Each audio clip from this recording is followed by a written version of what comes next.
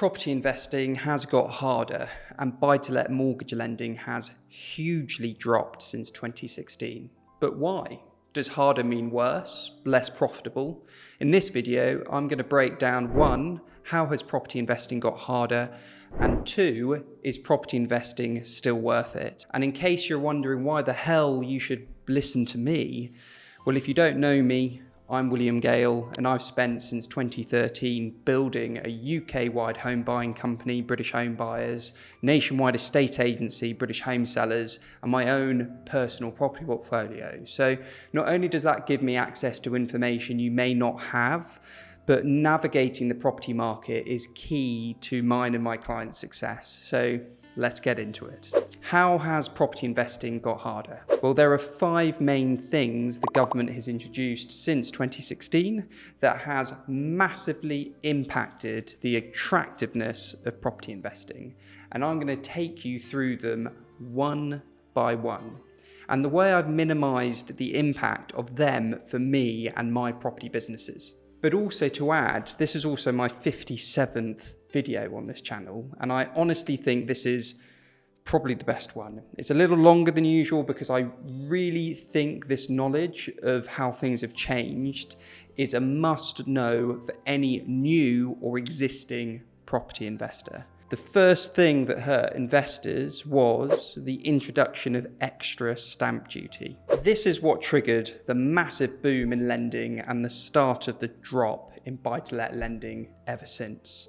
Back in 2016, on the 1st of April, and that wasn't an April Fool joke at the time, by the way, any additional property you bought, so a second home or an investment property, was subject to an additional 3% stamp duty, and that is on top of any other stamp duty you would ordinarily have to pay. The government now collects about £2.6 billion a year from this extra 3% stamp duty, so it is significant. So you can see this has had a massive effect because whereas before you could buy a £100,000 investment property and pay no stamp duty at all, you now have to pay that 3%, an additional £3,000, which I know doesn't seem significant compared to the total purchase price, but the main headwind for investors is it's money that needs to be found upfront on top of the deposit. An investor is like any buyer, and the deposit and stamp duty cost is usually the bottleneck when making any purchase. Because most investors will buy with a 25% deposit and borrow the remaining 75%, it means if you buy a £100,000 investment, you'll need that £25,000 investment, but with the extra stamp duty, you would need not 25, but actually 28,000 because of that 3k extra. So in effect, it increases the cash an investor needs to have when buying a property by 12%. So that 3% increase in stamp duty in reality increases the cost to an investor by at least 12%, if that makes sense. So if we go back to the graph, that is why you see this massive increase just before the 3% stamp duty got introduced, as of course landlords race to buy before the increase, and so then you've got this massive drop after. So you can see from the graph how buy-to-let mortgages have been slowly reducing ever since because of the layering of extra changes that I'm going to keep running through one by one in this video. In my opinion, for my business, the reality is this extra 3% cost over the lifetime of owning an investment property is not what's going to make it a bad investment. All it's done is reduce the amount of money investors can use to actually buy property, which naturally slows down demand. So that extra 3% has slowed me down, not stopped me from investing in property. The thing that was a bigger pain for investors to bear was the introduction of Section 24.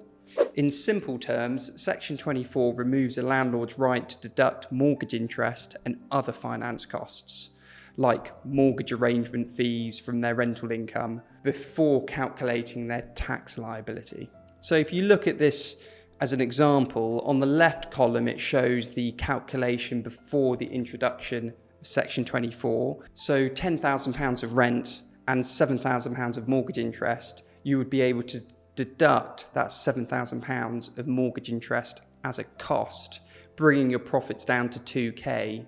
You'd then pay tax on that 2k profit, costing you £800, leaving you with £1,200 profit. However, at the moment, you can't deduct your mortgage interest as a cost. Your profit jumps from £2,000 to £9,000 and your tax increases from £800 to £2,200, increasing it by £1,400. You end up making a real loss of £200 in reality. So this happened to so many landlords. They went from making £1,200 profit to all of a sudden making £200 loss. It was that drastic. Lucky for me, I got round this as all my properties were owned within limited companies.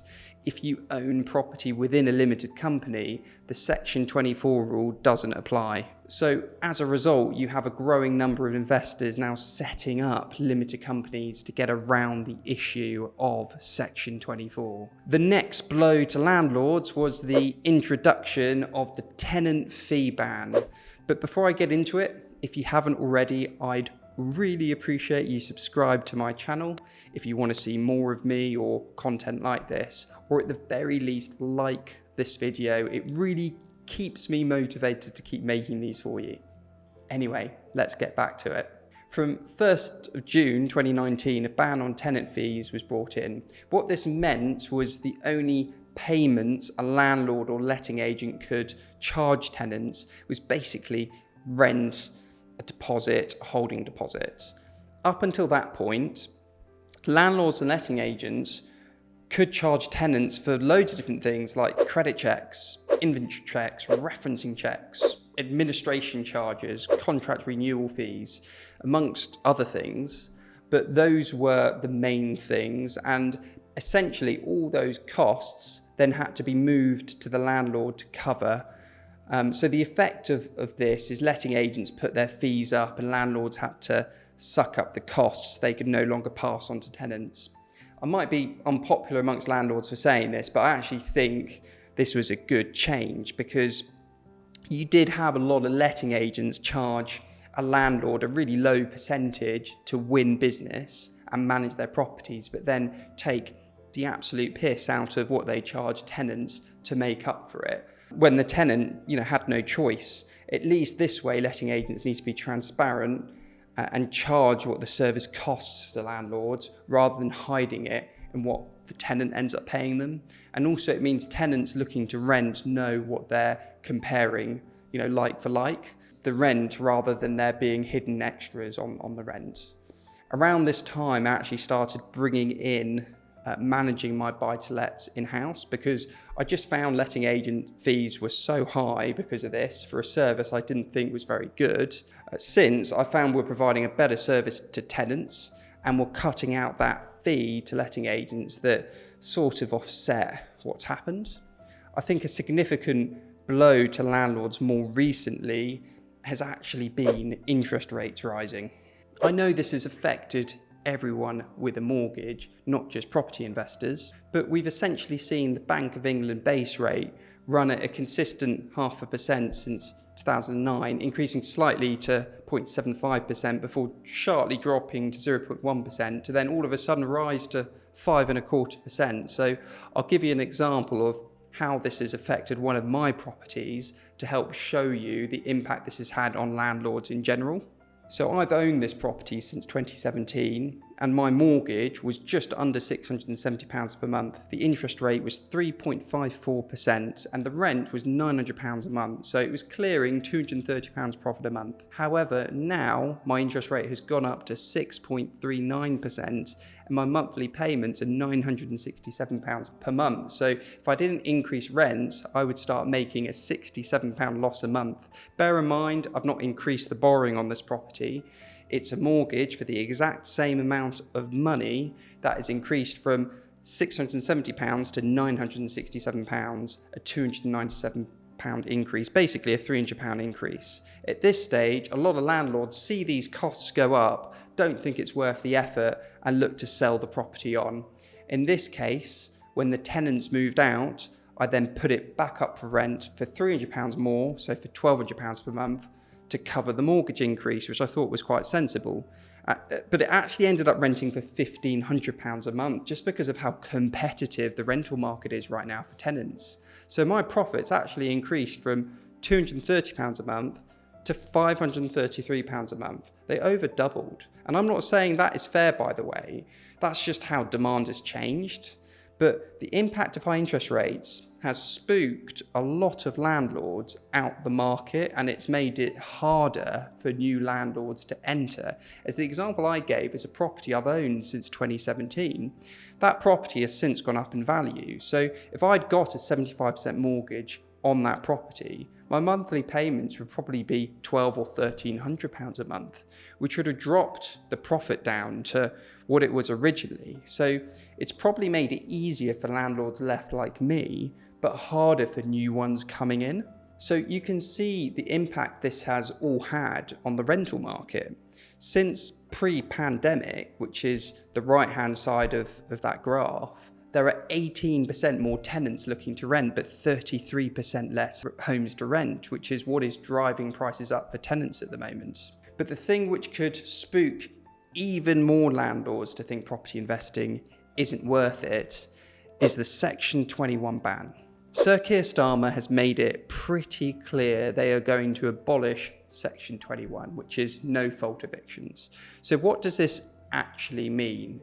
It will mean landlords will have to serve Section 8 rather than Section 21. So what the hell is the difference? Well, with Section 8, you have to give a legal reason to evict a tenant, whereas with Section 21, you don't. And that is the key to this. The reason this matters is because Section 8, you have to prove a legal reason to evict a tenant, and that means you have to go through a legal process that involves a court hearing. Now, there is nothing wrong with that, and landlords wouldn't mind that either if the Section 8 legal process was quick and straightforward. The reality is the court system just can't handle all those Section 8 notices and process them efficiently. And so what do landlords do right now? They take the shortcut of issuing Section 21 notice instead. That shortcut of Section 21 is actually helping the court system at the moment. And if you get rid of that shortcut without a tangible alternative, what happens? Gridlock. That is the reality. And if you don't believe me, the past government themselves had previously said a ban on Section 21 cannot be enacted until the court system is improved, a position supported by the National Residential Landlords Association. So a lot of investors are thinking none of this is worth the hassle and issuing Section 21 notices now, selling their properties before these changes come in. So is property investing still worth it? Well, you can see the volume of buy-to-let properties has been slowly dropping since the peak in 2016, when the first of these measures to curb the attractiveness of property investing first came in. The introduction initially of that extra 3% stamp duty in 2016. But I think the most interesting thing is to see which property investors these changes have impacted the most. So this graph shows the average profit on rental income based on the year you purchased your property investment. You can see those that bought their investments longer ago are less likely to have lower loan-to-value mortgages on them, which is what is protecting their property's profitability right now. All the changes have really done is just negatively affect the attractiveness of using as much debt when investing in property to begin with. This is exactly what I found with my properties in the example I gave earlier.